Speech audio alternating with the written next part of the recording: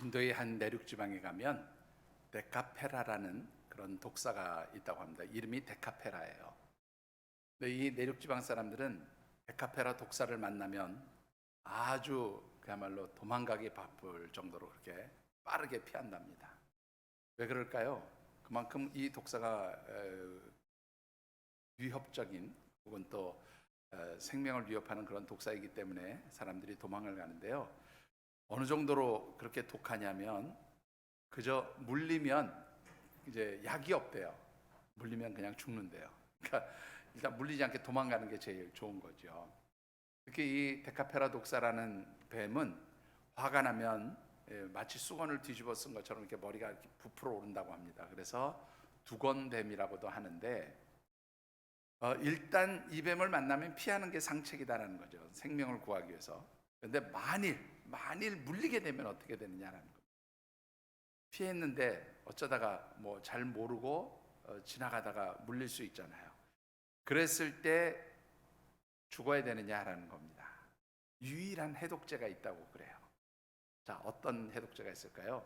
그것은 이 데카페라라고 하는 독사가 또아리를 틀고 있는 그 주변에 있는 풀이 해독제래요. 참 독특하죠? 그래서 그 독사가 또아리를 틀고 있는 그 자리에 있는 풀들을 뜯어다가 짓이겨서 물린 자리에다가 그걸 붙이고 바르면 해독이 된다는 겁니다.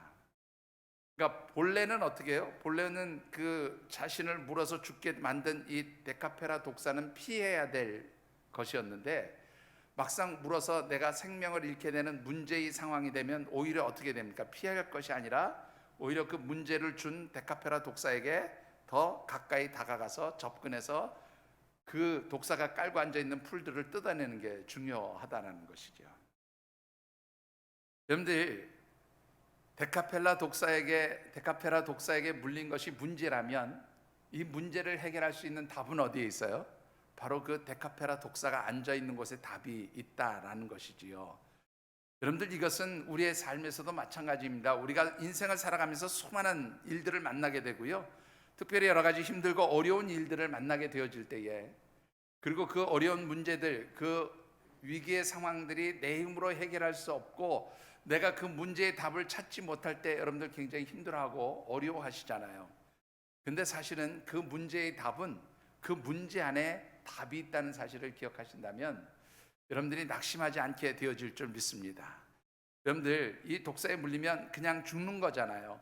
그런데 그 독사가 앉아있는 자리에 문제의 답이 있는 것처럼 우리가 당하는 문제의 답은 항상 그 자리에 답이 있다는 것이죠. 중요한 것은 어떻게 그 문제 안에 있는 답을 찾아낼 수 있느냐라는 것입니다. 자, 우리 7월에 함께 묵상하는 말씀의 주제 한번 읽어보실까요? 같이 받들어 읽어보겠습니다. 조급함을 영적 기쁨이 되게 하라. 한 번 더 읽어보시죠. 삶의 조급함을 영적 기쁨이 되게 하라. 참 힘들고 어려운 시대를 살아가고 있습니다. 우리 장로님 기도 가운데도 그런 기도해 주셨지만 사실은 상반기 굉장히 힘들고 어려운 일들을 많이 당하신 것 같아요. 우리 성도들이 그렇게 힘들고 어려운 일을 당하게 되면 종종 나타나는 현상이 뭐냐면 조급해진다는 거예요. 여러분들 그렇지 않습니까? 어려운 일 만나게 되고 힘든 일 만나게 되면 그리고 그 어렵고 힘든 일에 대한 문제를 찾지 못하게 되면 굉장히 조급해지죠. 그런데 그 조급함이 사실 우리의 삶을 얼마나 고단하게 만들고 또 기쁨을 사라지게 하는지는 여러분들도 아마 잘 아실 겁니다.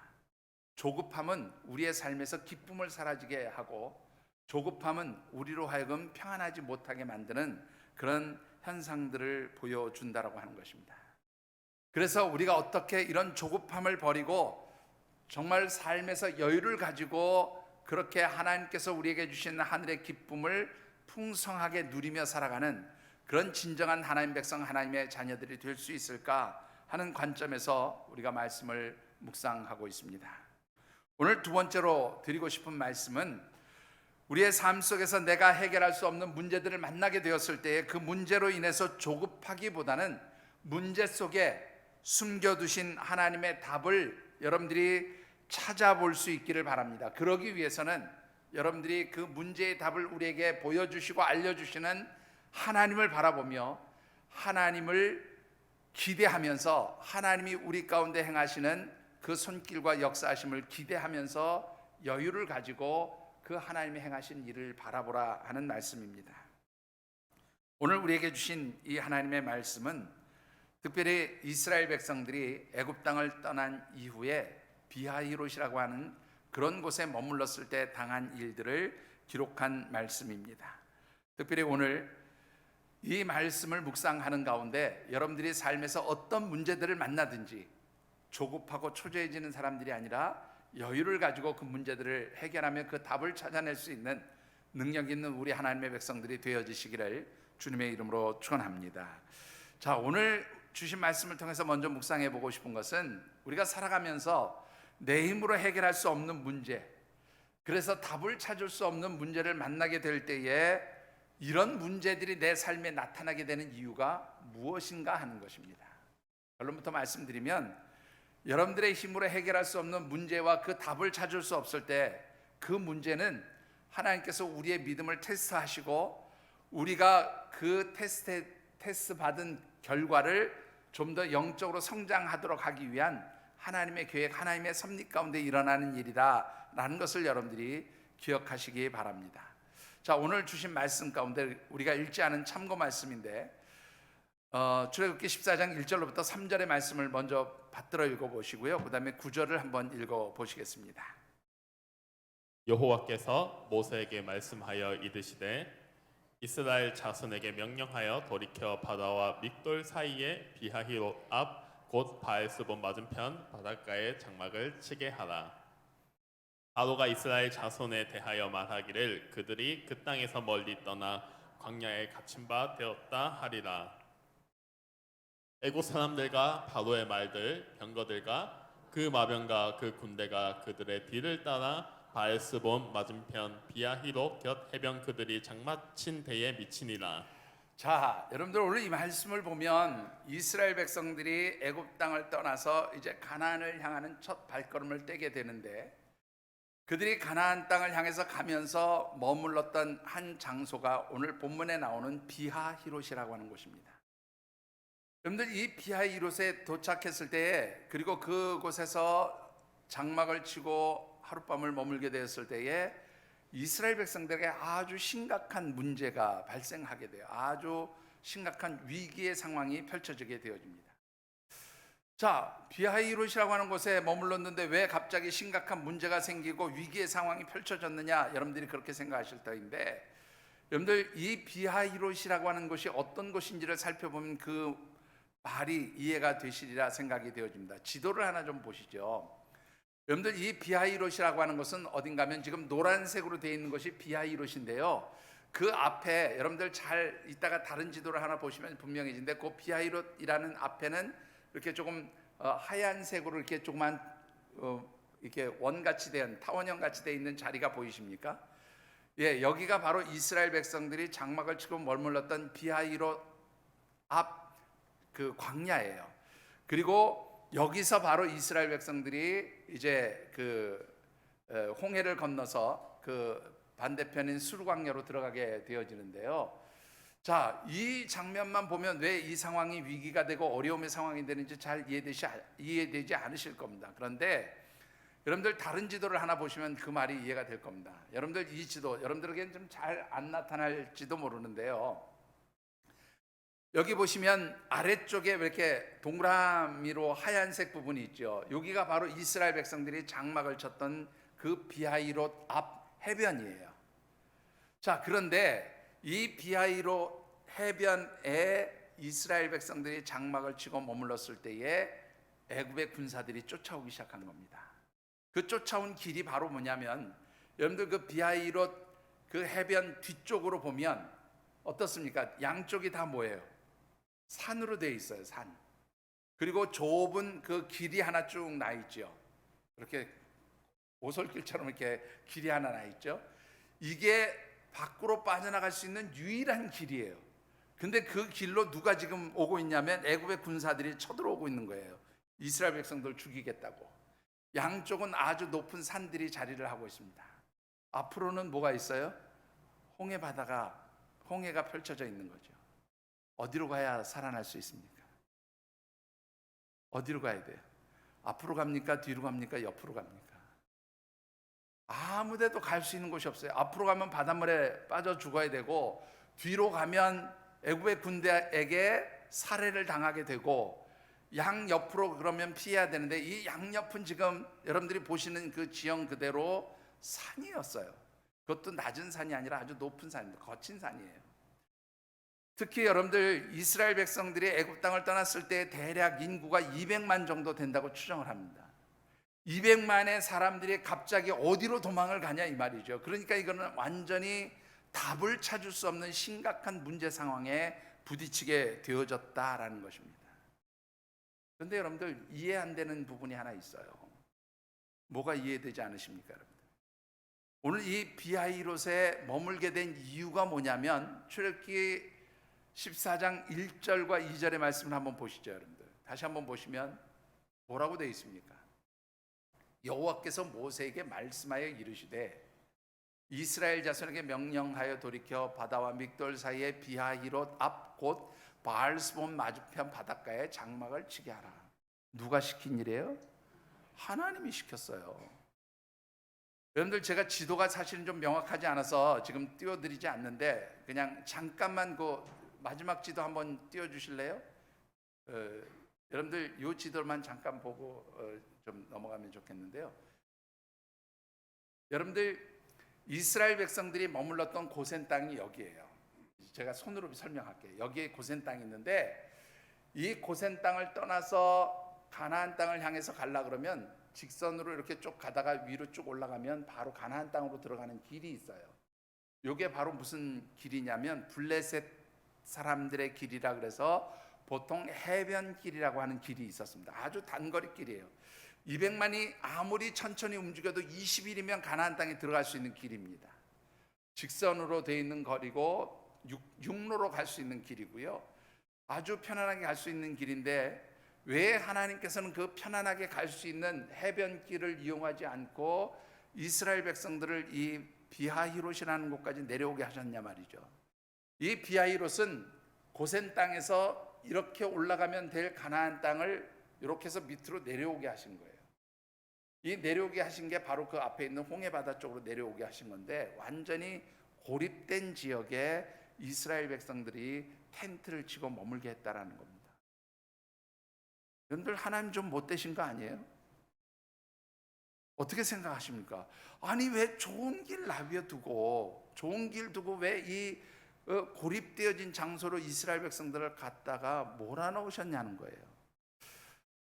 간혹학자들이 그렇게 얘기합니다. 이 블레셋 사람들의 길로 가면 당시 블레셋 사람들이 굉장히 강력한 군사력을 가지고 있는 그런 그런 나라였기 때문에 이스라엘 백성들이 그 블레셋 사람들과의 싸움을 두려워해서 가나안 땅 가겠다는 것을 중도에 포기할까봐 그랬다라고 그렇게 설명하는 학자들도 있어요. 그런데 여러분들 애굽의 그 강력한 군대도 하나님께서 물리치시고 이기실 수 있는, 그리고 이 애굽의 강력한 그러한 힘을 가진 그런 국가에서도 10가지의 재앙을 통해서 이스라엘 백성들을 구원하신 하나님이 그깟 블레셋 해변길 통과하는 거 못하게 하시겠냐 그 말이에요.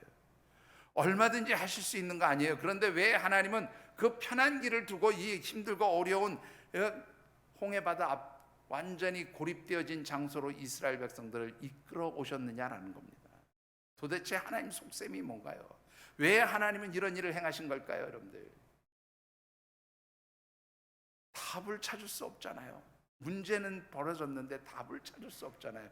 그런데 왜 하나님이 이 답을 찾을 수 없는 장소에 이스라엘 백성들을 몰아넣으셨냐는 거예요. 여러분들 그 이유가요 14장 31절에 보면 이렇게 기록되어 있습니다. 같이 한번 읽어보시죠. 이스라엘이 여호와께서 애굽 사람들에게 행하신 그 큰 능력을 보았으므로 백성이 여호와를 경외하며 여호와와 그 종 모세를 믿었더라. 예, 물론 결과적인 일입니다. 여러분들 나중에 이 이스라엘 백성들이 홍해를 건너고 그 홍해에 애굽 사람들이 다 빠져 죽게 되었을 때에 그 결과로 인해서 이스라엘 백성들이 누구를 경외하게 돼요? 하나님을 경외하게 되고 모세가 하나님께서 보내신 사람이었음을 믿게 되었다라고 그렇게 기록하고 있어요. 그러니까 이스라엘 백성들이 그 전까지는 사실 하나님을 잘 몰랐던 거지요. 하나님이 행하시는 여러 가지 애굽 땅에서 내리신 기사와 이적들을 보면서도 하나님이 어떤 분인지, 하나님 어떤 능력을 소유하고 계신지를 잘 몰랐던 것이죠. 모세가 그 능력에 하나님이 보내신 하나님의 사람이었다는 것도 믿지 못했던 것이죠. 그런데 바로 이 출애굽 사건을 통해서, 특히 이 홍해를 건넌 이 사건을 통해서 이스라엘 백성들의 믿음이 성장하고 하나님을 알게 되고 모세를 믿게 되었다라고 그렇게 말씀하고 있다는 것입니다.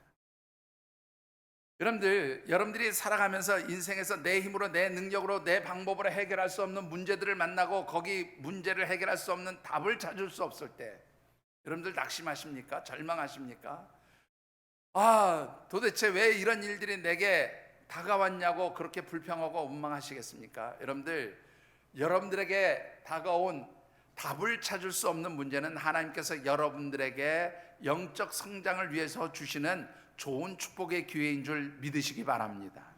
여러분들을 하나님께서 더 영적으로 성장시키기 위해서 하나님 그런 문제를 내신 거예요. 여러분들, 학생들이 시험을 볼 때 말이죠, 때로는 모든 문제를 다 알고 푸는 거 아니죠. 그렇죠? 그런데 어떤 문제가 나왔을 때 그 문제를 풀지 못해요. 그래서 틀릴 수도 있어요. 그렇죠? 그런데 그 틀린 문제를 나중에 다시 확인합니다. 왜 틀렸는지, 어떻게 틀렸는지, 또 이 틀린 문제를 어떻게 풀어야 해답이 나온지를 한번 알게 되면 그 다음부터 어떻게 해요? 절대 그 문제를 틀리지 않게 되죠. 여러분들, 하나님께서 여러분들의 삶의 문제들을 주시고 눈앞에서 그 답이 보이지 않는다고 절망하지 않게 되기를 주의 이름으로 축원합니다. 하나님 나중에라도 그 답을 알게 하시고요, 그 답을 알게 되었을 때 여러분들은 같은 실수 반복하지 않아요. 같은 어떤 문제의 상황 속에 있어도 여러분들이 낙심하거나 좌절하거나 절망하지 않게 된다는 사실을 여러분들이 잊지 않게 되기를 주의 이름으로 축원합니다. 자, 문제는 하나님께서 이스라엘 백성들을 이렇게 영적으로 성장하고 더 큰 믿음의 사람들로 만들어 주시기 위해서 이런 문제를 냈는데, 문제는 이 문제지를 받아든 이스라엘 백성들의 반응이 여러분들 어떠했느냐라는 것이지요. 여러분들 10절의 말씀을 같이 한번 받들어 읽어보겠습니다. 10절입니다. 바로가 가까이 올 때에 이스라엘 자손이 눈을 들어본즉 애굽 사람들이 자기들 뒤에 있는지라. 거기까지만 읽죠. 자, 여러분들 여기 보시면 조금 전에 말씀드렸던 대로 분명히 문제의 상황입니다. 답을 찾을 수 없는 상황이에요. 그런데 이 문제의 상황이 벌어졌을 때 이스라엘 백성들이 무엇을 보고 있느냐라는 거예요.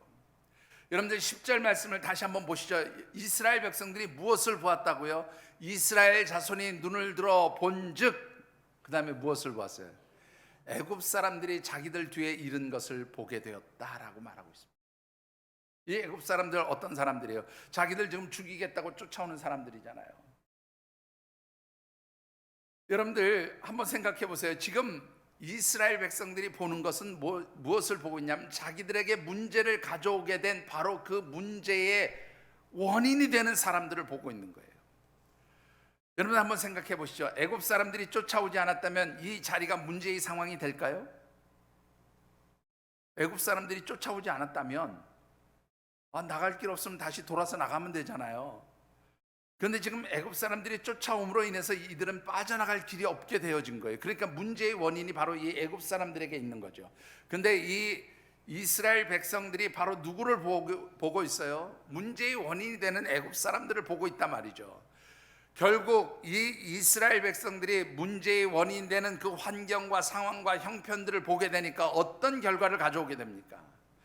여러분들, 우리가 어떤 문제를 만나게 되었을 때 이 문제를 해결하는 가장 좋은 방법은 문제를 바라보는 게 아니에요. 그런데 이스라엘 백성들은 문제에 사로잡혀서 문제를 바라보면서 답을 찾지 못하는 거죠. 그럴 때 나타나는 세 가지 부정적 현상들이 있어요. 어떤 현상들일까요? 첫 번째 현상은요, 10절 후반절을 다시 한번 읽어보십시다. 이스라엘 자손이 심히 두려워하여 여호와께 부르짖고. 첫 번째 증상은 두려워한다는 거예요. 두려워한다. 여러분들 한번 생각해 보세요. 문제가 생겼어요. 그런데 이 문제를 해결할 방법이 없어요. 그러니까 그 다음엔 어떻게 돼요? 무서워지는 거죠. 두려워지는 거예요. 어떻게 하지? 빠져나갈 길은 없지. 이제는 죽었구나. 그러니까 두려워하게 되는 거죠. 여러분들 한번 잘 생각해 보시기 바랍니다. 사실 이스라엘 백성들을 두려워하게 만드는 것이 무엇일까요, 여러분들? 애굽의 군사가 그들을 두려워하게 하는 거죠. 근데 이 애굽의 군사만 보면 또 그것만이었다면 두려움이 사라질 수도 있었을 거예요. 앞에 길이 열려 있다든가, 홍해가 아니라 길이 열려 있으면 애굽의 군사가 쫓아오니까 우리도 빨리 도망가자 그러고 도망을 가든가, 아니면 양 옆이 트여 있든가, 그럼 양 옆으로 흩어지자, 이쪽은 여호수아가 끌고 가라, 이쪽은 모세가 끌고 가라, 뭐 그러고 흩어질 수도 있었을 거예요. 그런데 완전히 이 문제의 원인이 되는 애굽의 군사들을 바라보니까 그 다음엔 무엇이 또 두려워지기 시작해요? 그들이 처해 있는 환경과 상황과 형편들이 다 어떻게 해요? 두려움을 주는 상황으로 바뀌게 되었다고 말이에요. 여러분들이 문제에 직면하게 되었을 때, 답을 찾을 수 없는 문제에 직면하게 되었을 때, 여러분들이 그 문제를 바라보게 되면 항상 두려움을 느끼게 되고 두려움 가운데 낙심하고 절망하게 된다는 사실을 잊지 않게 되기를 주의 이름으로 축원합니다. 여러분들, 두려움에 빠지면 그 다음에 뭐예요? 아무것도 안 보여요. 여러분들, 두려움에 빠지면 사람들이 당황합니다. 조급해져요. 자, 이스라엘 백성들이 이런 문제의 상황, 그 형편과 환경을 바라봤을 때에 나오게 되는 두 번째 모습은 무엇이었을까요? 여러분들, 그것은 불평과 원망이었습니다. 여러분들, 11절과 12절의 말씀을 같이 한번 받들어 읽어보겠습니다. 11절과 12절입니다. 그들이 또 모세에게 이르되 애굽에 매장지가 없어서 당신이 우리를 이끌어내어 이 광야에서 죽게 하느냐? 어찌하여 당신이 우리를 애굽에서 이끌어내어 우리에게 이같이 하느냐? 우리가 애굽에서 당신에게 이른 말이 이것이 아니냐? 이르기를 우리를 내버려 두라. 우리가 애굽 사람을 섬길 것이라 하지 아니하더냐? 애굽 사람을 섬기는 것이 광야에서 죽는 것보다 낫겠노라. 자, 여러분들 한번 보시죠. 이스라엘 백성들이 말이죠, 이 문제의 환경과 상황을 바라보면서 두려움에 빠지게 되니까 그 다음에 따라 나온 게 뭐냐면 불평과 원망이에요. 근데 이 불평과 원망을 한번 잘 보시죠. 11절의 말씀을 다시 한번 보시면 뭐라고 얘기하냐면, 애굽에 매장지가 없어서 당신이 우리를 이끌어내 이 광야에서 죽게 하느냐, 이렇게 얘기를 해요. 매장지가 없다는 말은요, 원문에 보면 애굽에 우리를 묻을 무덤이 없어서, 우리를 파묻을 무덤이 없어서 이곳 광야까지 와서 우리를 파묻으려고 하느냐, 이런 의미로 사용되었음을 보게 됩니다. 근데 여러분들 한번 잘 생각해 보시죠. 하나님이 이스라엘 백성들 죽이려고 끌고 나오셨어요? 어떻게 생각하십니까? 하나님이 이스라엘 백성들 애굽 땅에서 건져내신 것이 살게 하시기 위함입니까? 죽게 하시기 위함입니까? 죽이려고 하는 게 아니라 살게 하시려고 하는 거잖아요. 이스라엘 백성들이 노예가 되게 하시려는 것이 아니라 하나님의 백성으로 정말로 마음껏 자유함을 누리며 하나님 섬기는 그런 하나님 백성 되게 하시려고 불러내신 거잖아요. 그런데 이들은 조급하게 무슨 말을 하기 시작합니까? 두려움에 빠지니까 조급함이 나오면서 우리를 여기서 죽게 만들려고 끌고 나왔느냐, 그렇게 원망하고 불평하는 것을 보게 됩니다. 여러분들, 사람이 문제의 환경과 상황을 보고 두려움에 빠지게 되면 조급해지면서 나오는 첫 번째 현상이 뭐냐면 말도 안 되는 소리를 쏟아놓고 불평과 원망을 한다는 거예요. 자, 두 번째 현상이 무엇인가 한번 보시죠. 여러분들, 어떤 일입니까? 12절을 한번 보시죠. 우리가 애굽에서 당신에게 이른 말이 이것이 아니냐? 이르기를 우리를 내버려 두라. 우리가 애굽 사람을 섬길 것이라 하지 아니하더냐? 여기서 우리를 내버려 두라라는 말은 뭐냐면 우리를 애굽 땅에서 데리고 나가는 것을 포기해라, 그 말이에요. 더 이상 우리한테 신경 쓰지 말고 너 상관하지 마. 너 모세 다른 데로 가. 우리하고 관계없으니까 너 다른 데로 가. 이런 의미를 가진 단어예요. 자, 그런가 하면 그 뒤에 마지막 부분, 12절 마지막 부분을 보면 애굽 사람을 섬기는 것이 광야에서 죽는 것보다 낫겠노라. 이 낫겠다라고 하는 말이 무슨 뜻인가 하면, 우리가 이 광야에서 죽느니 애굽 사람들의 노예가 되어서 그들을 섬기는 편이 더 옳은 선택이다, 그렇게 이야기하고 있습니다. 여러분들, 조금 전에도 말씀드렸지만 하나님은 노예가 아니라 하나님 백성으로 정말로 영광스러우신 하나님의 능력의 사람들로 살게 하라고 그들을 택하셨는데, 그들은 뭐가 되기를 원해요? 노예로 살기를 원한다고 말이에요. 이게 왜 이런 증상이 나타나냐면, 여러분들 하나님을 바라보는 것이 아니라 문제의 환경과 상황을 바라보게 될 때에 사람들은 어떻게 돼요? 두려움에 빠지고, 두려움에 빠지면 나오는 게 원망과 불평이에요. 그 결과는 결국 무엇으로 나타나는가 하면 10절을 한번 다시 보시죠. 마지막 부분에 이렇게 말씀하고 있습니다. 이스라엘 자손이 심히 두려워하여 누구께 부르짖었다? 여호와께 부르짖었다. 이 말만 들으면 굉장히 은혜스러운 말처럼 들려요. 부르짖었다는 말이 보통 성경에는 무슨 뜻으로 쓰였으니까?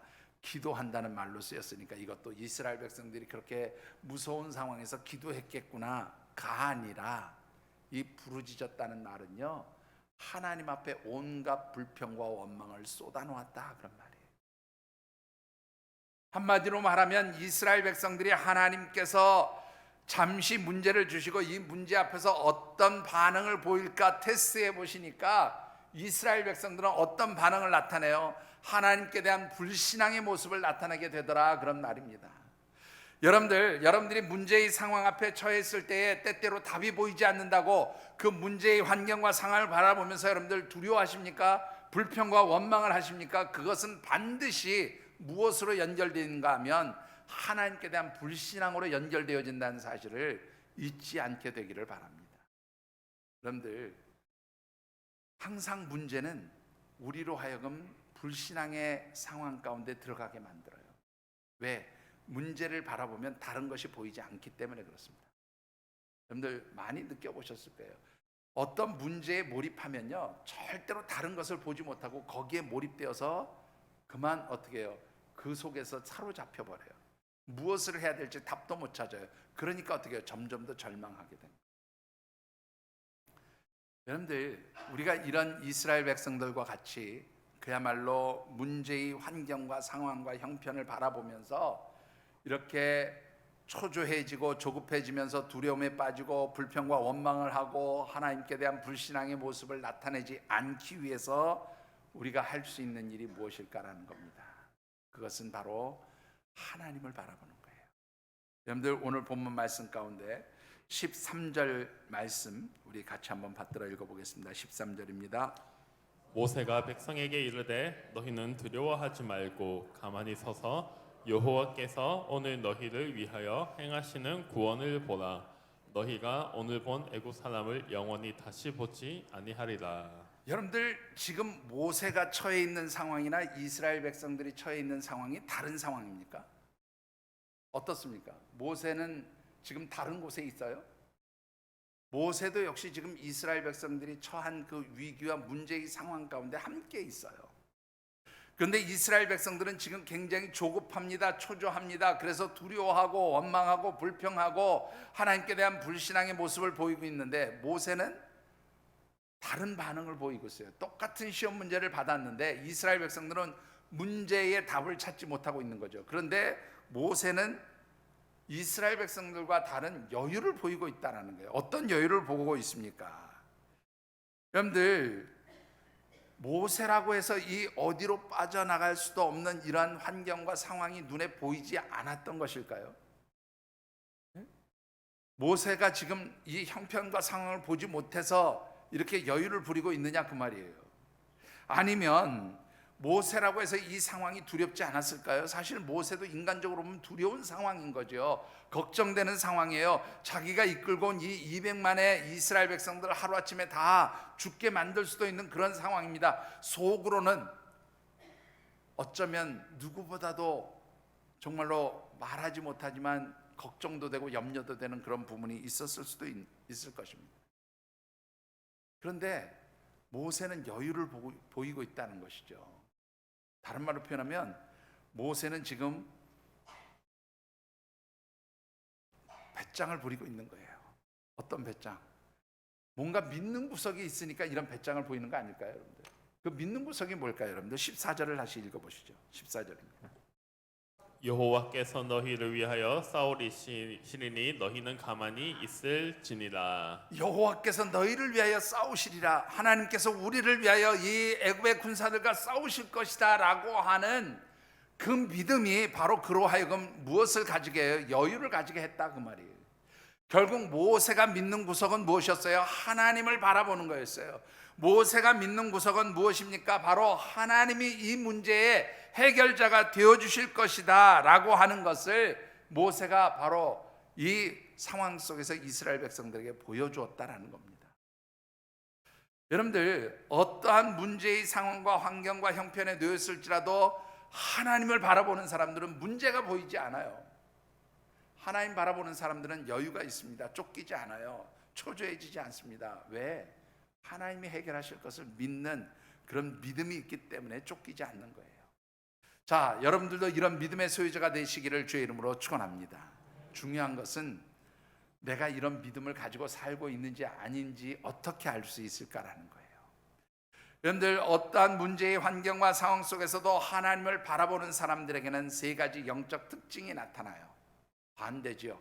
자, 첫 번째 특징은 뭘까요, 여러분들? 13절을 다시 한번 보시죠.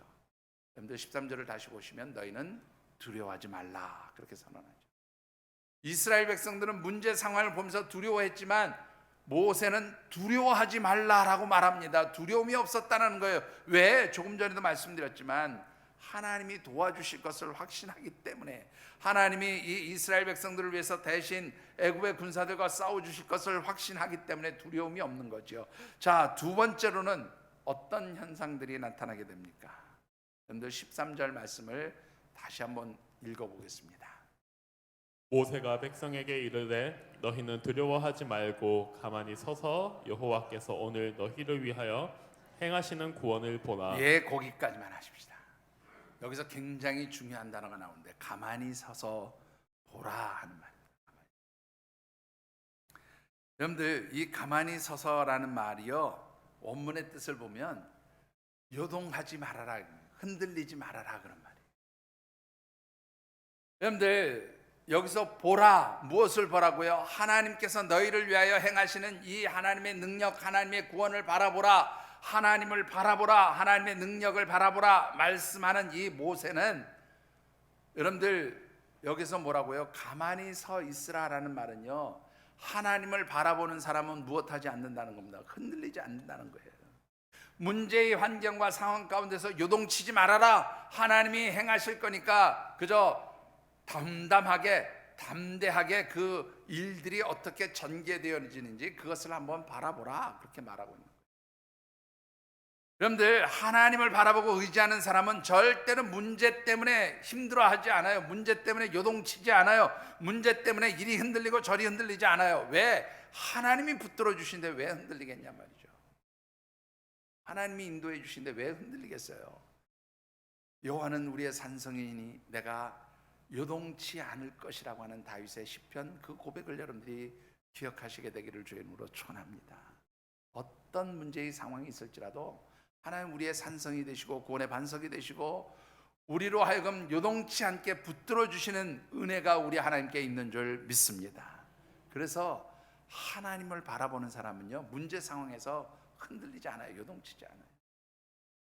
어떤 문제가 다가와도 한마디로 말하면 쫄지 않는다 그 말이에요.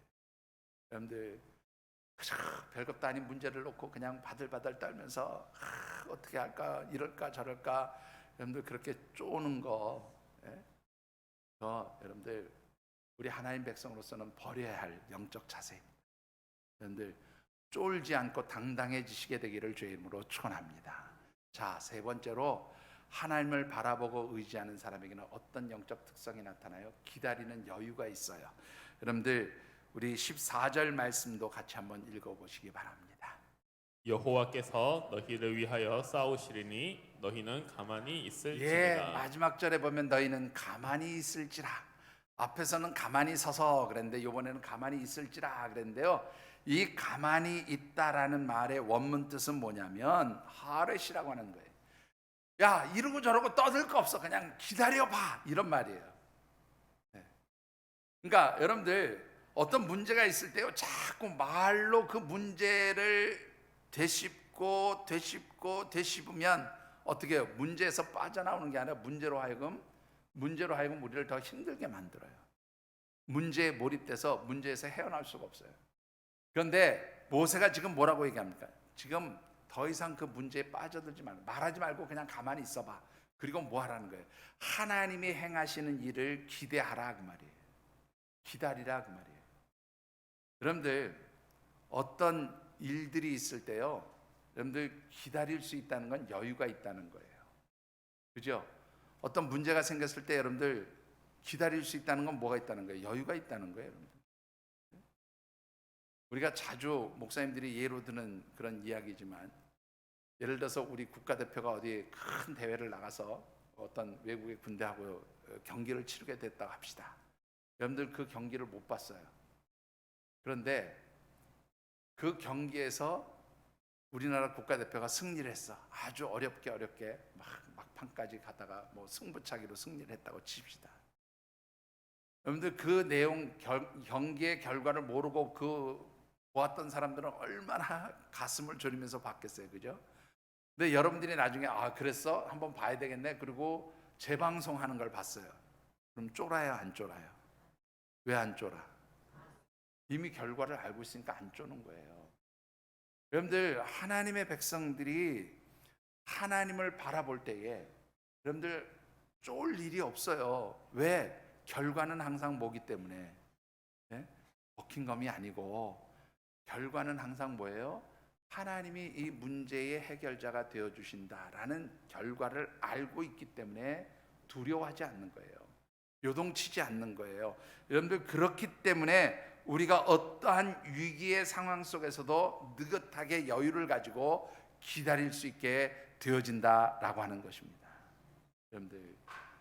여러분들이 오늘 문제의 환경과 상황을 보는 것이 아니라 하나님을 바라보고 하나님이 우리를 위해서 행하시는 그 하나님의 손길, 하나님의 역사하심을 기다리며 기대할 수 있는 그런 여유 있는 성도들이 되어주시기를 주의 이름으로 축원합니다.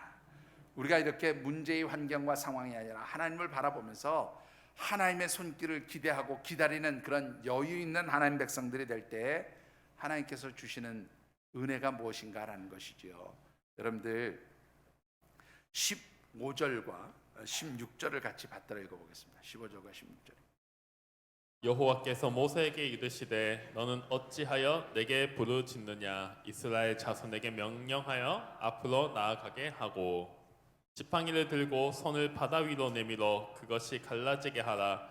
이스라엘 자손이 바다 가운데서 마른 땅으로 행하리라. 자, 여러분들 이스라엘 백성들은 지금 답을 찾지 못하는데 하나님을 바라보면서 하나님의 손길을 기다리고 여유 있게 하나님의 역사를 기다리는 이 모세는 드디어 하나님이 보여주시는 답을 찾아요. 근데 그 답이 참 재미있습니다. 그 답이 어디로 가라는 거예요? 이스라엘 백성들로 하여금 어디로 가게 하라는 거예요? 앞으로 나가게 하라는 것은 홍해를 향해서 나가게 하라는 겁니다. 여러분들 홍해는 문제가 아니었나요? 홍해도 문제였어요. 통과할 수 없는 문제였습니다. 그런데 하나님은 그 홍해로 나아가라고 말씀하세요. 여러분들이 어떤 문제에 부딪혔을 때요, 그 문제에 사로잡혀서 고민하고 힘들어하면요, 여러분들 절대 문제가 해결되지 않습니다. 그러나 하나님을 바라보면서 하나님이 역사하실 것을 믿고 하나님 도우심을 간구하는 사람들은 어떻게요? 담대함으로 문제에 부딪힐 수 있게 되어지는 줄 믿습니다. 문제를 두려워해서 도망가는 게 아니라 문제를 향해서 나아갈 수 있어요. 여러분들 재미있는 것은요, 이 15절에 보면 먼저 이스라엘 백성들이 홍해를 향해서 나아가게 해요. 그죠? 그러면 이 나아가게 했을 때 홍해가 갈라져 있는 상태였을까요? 갈라지지 않은 상태였을까요? 여러분들 16절에 보면 이스라엘 백성들을 먼저 가게 하고 하나님께서 그 다음에 내 손에 있는 지팡이를 들어서 홍해 바다에 물을 치라는 거예요. 그래서 그것이 갈라지게 하라는 건데, 그 갈라지게 하는 것도 하루아침에 딱 되니까 쫙 갈라졌습니까? 여러분들 어떻게 됐을 것 같아요? 서서히 갈라졌을까요? 그냥 되자마자 쫙 갈라졌을까요? 잘 모르시겠어요? 여러분들 이 부분에 대해서 19세기의 성경학자였던 주경학자였던 맥킨토시 목사님이 이런 얘기를 했어요. 이스라엘 백성들이, 그러니까 홍해를 향해서 나가는데 모세가 그 이스라엘 백성들 앞에서 이제 이스라엘 백성들이 홍해의 바닷물을 향해 들어갔어요. 그때에 모세가 탁 지팡이에 딱 대니까 이스라엘 백성들이 밟는 곳으로부터 점점 바닷길이 열리고 이 마른 땅이 드러나게 되었을 것이다. 그렇게 이야기를 합니다. 실제로 그것을 보여주는 증거가 14장 21절 말씀에 보면 이렇게 말씀하고 있습니다. 뭐라고 말씀하고 있어요? 자, 큰 동풍이 밤새도록 불어서 바닷물이 갈라지게 되었다. 그렇게 말씀하고 있어요. 그러니까 한 번에 끝난 게 아니에요. 하나님께서 점점 길을 열어주셨다라는 거죠. 무엇하는 사람에게? 순종하고 나아가는 사람에게 하나님 답을 보여주시는 거예요. 여러분들 아무리 힘들고 어려워도 여러분들이 하나님 믿고 나아가면서 하나님 이렇게 해라, 그럴 때 순종하고 나아가면 하나님께서 여러분들이 알지 못하는 숨겨둔 문제의 답을 보여주시고 막혔던 길을 열어주시는 줄 믿으시기 바랍니다. 여러분들 이 말씀을 보면 참 재밌는 게요, 하나님은 그 문제 속에 답을 숨겨 놓으셨다는 거예요. 이스라엘 백성들이 건너갈 수 없는 그 홍해라고 하는 그 바닷속에 하나님이 준비해 두신 바로 그 문제의 답, 막혀진 길을 여는 그러한 마른 땅을 준비해 놓으셨다라는 겁니다. 여러분들 하나님을 바라보고 의지하는 사람들은요 절대로 초조해하지 않는 이유가 있어요. 무엇 때문입니까? 언제 어디에서든지 길이 없는 것처럼 보이는 곳에서도 하나님이 준비해 두신 길이 있다는 사실을 여러분들이 알게 된다면 쫓기지 않아요. 초조해지지 않아요. 어때요? 여유를 가지고 느긋하게 하나님이 그 길을 열어주시는 그 순간들을 기다릴 수 있게 되어지는 줄 믿습니다. 여러분들이 이런 믿음의 소유자가 되어지시기를 주님의 이름으로 축원합니다. 뿐만 아니라 이런 하나님의 은혜를 체험한 사람들에게는 또 하나 하나님 주시는 축복도 있어요. 어떤 축복일까요? 여러분들 16절 말씀을 다시 한번 받들어 읽어보겠습니다. 지팡이를 들고 손을 바다 위로 내밀어 그것이 갈라지게 하라. 이스라엘 자손이 바다 가운데서 마른 땅으로 행하리라. 여러분들 참 재밌는 말씀인데, 여러분들 그 홍해 그 바닷물 밑에 있던 땅이 무슨 땅이에요? 젖은 땅이에요? 마른 땅이에요? 여러분들 젖은 땅이 맞죠? 그 바닷물 속에 있는 그 땅이 어떻게 마른 땅이 될 수 있습니까? 상식적으로 말이 안 되는 일이잖아요. 그런데 하나님을 믿고 행하는 사람들, 그 뜻에 순종하면서 하나님 보여주시는 그 문제 해결의 길로 나아가는 사람들에게는 젖은 땅이 뭘로 바뀌어요? 마른 땅으로 바뀌게 되어지는 줄 믿습니다. 마른 땅의 축복이에요. 여러분들 진흙구덩이가 아니라 푹푹 빠져서 발을 빼내지 못하는 그런 곳이 아니라 하나님 마른 땅으로 건너가게 하신다는 말이죠. 뿐만 아니라 여러분들 15장 1절도 같이 받들어 읽어보시죠. 이때에 모세와 이스라엘 자손이 이 노래로 여호와께 노래하니 일렀으되 내가 여호와를 찬송하리니 그는 높고 영화로우심이요 맑아 그 탄자를 바다에 던지셨음이로다.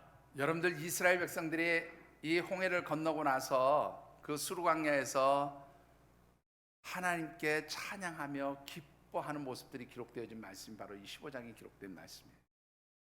하나님 바라보고 의지하는 사람들, 그래서 하나님께서 그 주시는 문제의 답을 보고 살아가는 사람들은요 어떤 결과를 가져옵니까? 삶에서 늘 기쁨의 찬양이 있게 되어지는 줄 믿습니다. 기쁨의 사람들이 되는 거죠. 삶의 여유가 있을 뿐만 아니라 늘 쫓기지 않고 기쁨을 누리며 살아가는 그런 역사가 있는 줄 믿습니다. 말씀을 맺습니다. 절망은 희망의 다른 이름이다 라고 하는 책을 낸 한 시인이 있습니다. 혹시 잘 아시는 분일지도 모르겠는데요, 이 시인의 이름은 박진식이라고 하는 분이에요. 이분은 사실 몇 년 전, 그러니까 지금부터 한 5년 전쯤이 되겠네요. 2016년이니까 5년이 더 됐네요. 벌써 한 7년 됐나 보네요. 2016년 1월 18일 날 하나님의 부르심을 받고 세상을 떠났습니다. 소천하셨는데요. 이 박진식 시인은 어릴 때부터 몸 안에서 칼슘이 과다하게 분비가 돼서 이 칼슘이 배출되지 않고 쌓이는 그런 아주 희귀 질병을 앓게 됩니다. 이른바 부갑상선 기능 항진에 의한 각피석회하증, 굉장히 병명이 긴데요. 한마디로 얘기하면 몸 안에서 이 칼슘이 너무나 많이 생성되는데 그 생성된 칼슘을 해결하지 못해서 이 칼슘이 몸 안에서 쌓이면서 석회처럼 그렇게 굳어지기 시작하는 거예요. 시멘트처럼 그렇게 굳어지면서 몸이 점점 굳어지는 그런 병을 앓게 됩니다. 8살 때부터 증상이 나타나서 8살부터 초등학교 졸업할 무렵에는 학교를 갈 수 없고 움직일 수 없이 그렇게 누워만 있었던 사람이에요. 사진 한번 보여주실래요, 여러분들? 네, 바로 이분입니다. 2016년 1월 18일 날 49세의 나이로 천국에 하나님 나라에 갔는데요.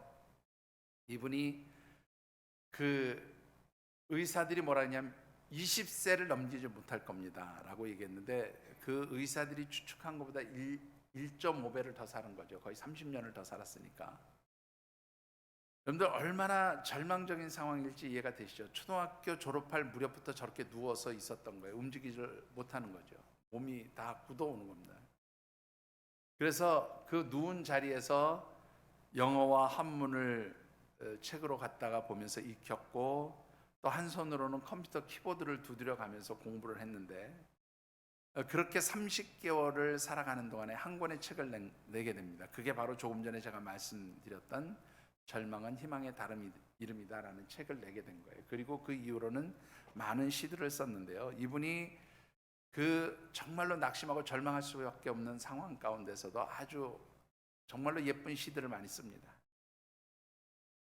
이 절망은 희망의 다른 이름이다라고 하는 그 책에서 그는 이런 이야기를 해요. 뭐라고 얘기하냐면, 비록 남들이 볼 때 나의 현실은 참으로 참담한 상황입니다. 그러나 내가 하나님을 바라봄으로 인해서 이 참담한 상황 속에서 감사를 알게 되었습니다. 밥을 삼키기 힘들어졌을 때 단지 음식물을 삼킬 수 있다는 것만 해도 감사가 나왔고, 온몸이 돌처럼 굳어질 때 머리와 몸통이 정상이어서 감사하다는 말을 뼈에 새길 수 있었습니다. 내가 현재 살아있다는 사실만으로도 감사합니다. 그런 고백을 남깁니다. 여러분들 어떻습니까? 이 시인보다 더 힘들고 어려운 상황인가요? 여러분들의 문제가 이 시인이 겪었던 그 문제보다 더 힘들고 고통스러웠던 상황일까요? 여러분들, 이런 고통 가운데서도 하나님을 바라보는 사람은 감사할 수 있는 여유가 있다는 것이죠. 여러분들이 어떠한 삶의 고통과 어려운 문제들을 만났을지라도 끝까지 하나님 바라보는 사람들에게는 하나님께서 그 문제를 해결하는 답을 주심으로 여러분들이 두려워하지 않고 여유 있게 기쁨을 누리며 살아갈 수 있는 진정한 하나님 백성이 되어지는 줄 믿습니다. 믿음 안에서 여러분들의 삶이 여유가 있어지게 되기를 주님의 이름으로 축원합니다. 기도하겠습니다. 주신 언약의 말씀 붙들고 우리 각자 느끼고 깨닫는 대로 결단하며 기도하는 시간을 갖습니다. 하나님, 참으로 내 삶의 환경과 형편과 상황들이 너무나 힘들고 어렵습니다. 내 힘과 능력으로는 이 문제들을 어떻게 풀어가야 할지, 이 환경과 상황 속에서 어떻게 답을 찾아서 이 문제를 해결할지 눈에 보이는 것 아무것도 없습니다. 그러나 하나님, 하나님의 역사와 능력들이 함께 하실 줄 믿습니다. 하나님, 내가 처한 이 환경과 상황 속에서 하나님 보여주시는 문제의 답이 저희들에게 보여지고, 또한 그래서 그 문제의 답을 붙들고 나아갈 때 하나님 해결해 주시는 역사가 있는 줄 믿습니다. 하나님, 어떠한 환경과 상황 속에서도 두려워하거나 초조하거나 쫓기는 자들, 조급한 자들이 되지 않게 하시고, 하나님 바라봄으로 인해서 삶의 여유를 누리며 살아가는 저희들에게 도와주시옵소서. 각자 느끼고 깨달은 대로 이 시간 결단하며 기도하는 시간 같습니다. 사랑의 아버지 하나님, 하나님 말씀